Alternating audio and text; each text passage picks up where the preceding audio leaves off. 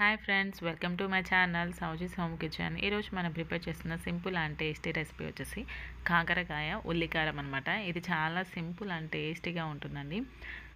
ఇది మనం ఒట్టి కూర కూడా తినేయచ్చు, అంత బాగుంటుంది. దీనికోసం మనం స్టవ్ ఆన్ చేసుకొని స్టవ్ పైన ఇలా ఒక కడాయి పెట్టేసుకోవాలి. అందులోకి నేను ఇక్కడ 1 టేబుల్ స్పూన్ ఆయిల్ అండ్ అలాగే 1 టీ స్పూన్ పచ్చిశనగపప్పు వేసి ఫ్రై చేస్తున్నాను.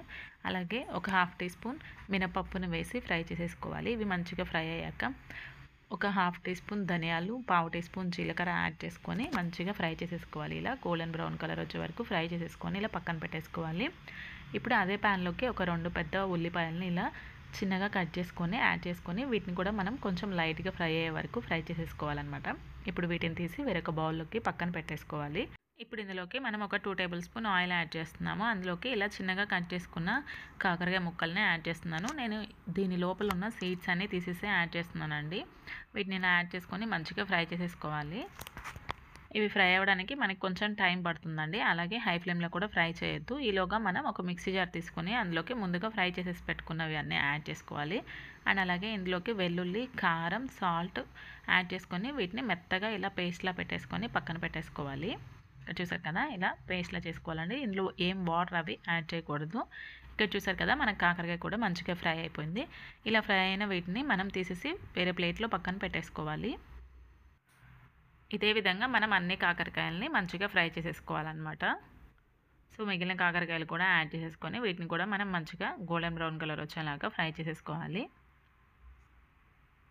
వీటిని ఇలా మధ్య మధ్యలో కలుపుతూ ఫ్రై చేసేసుకోవాలండి. అప్పుడే మనకి ఈవెన్గా మంచిగా ఫ్రై అవుతుంది.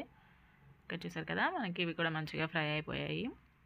ఇప్పుడు మనం వీటిని వేరొక ప్లేట్లోకి తీసి పక్కన పెట్టేసుకుందాము. ఇప్పుడు మనం ఈ కాకరకాయల్లోకి ముందుగా ప్రిపేర్ చేసి పెట్టుకున్నాం కదండి ఉల్లికారని, దాన్ని స్టఫ్ చేసేసుకోవాలి. వీటిని ఇలా స్టఫ్ చేసేసుకొని ఇలా ఆయిల్లో యాడ్ చేసేసుకోవాలి. అండ్ అలాగే మనకి మిగిలిన ఉల్లికారాన్ని కూడా ఇందులోకి యాడ్ చేసేసుకొని మనం లో ఫ్లేమ్లో పెట్టేసుకొని మంటని ఫ్రై చేసేసుకోవాలండి. అప్పుడే మనకి ఈ కారం అది మాడిపోకుండా ఉంటుంది. సో ఇక్కడ మనం మధ్య మధ్యలో ఇలా కదుపుతూ ఫ్రై చేసేసుకోవాలి. ఇది మనకి సైడ్ డిష్గా అయినా బాగుంటుందండి, లేదా అలా రైస్లోకైనా కలుపుకొని తినేయచ్చు. చాలా అంటే చాలా చాలా బాగుంటుంది. కాకరకాయ ఇష్టం లేని వాళ్ళు ఇలా ఒకసారి ట్రై చేయండి. మనకి సాల్ట్ అది సరిపోయిందో లేదో చూసుకొని ఒకసారి సాల్ట్ అది యాడ్ చేసేసుకొని మంచిగా మిక్స్ చేసేసుకోవాలి. ఫైనల్గా మనం కొంచెం కొత్తిమీరను కూడా యాడ్ చేసేసుకుంటే ఆ ఫ్లేవర్ చాలా బాగుంటుందండి. అంతే ఫ్రెండ్స్, ఎంతో సింపుల్ అయిన టేస్టీ కాకరకాయ ఉల్లికారం రెడీ అయింది. Thank you for watching.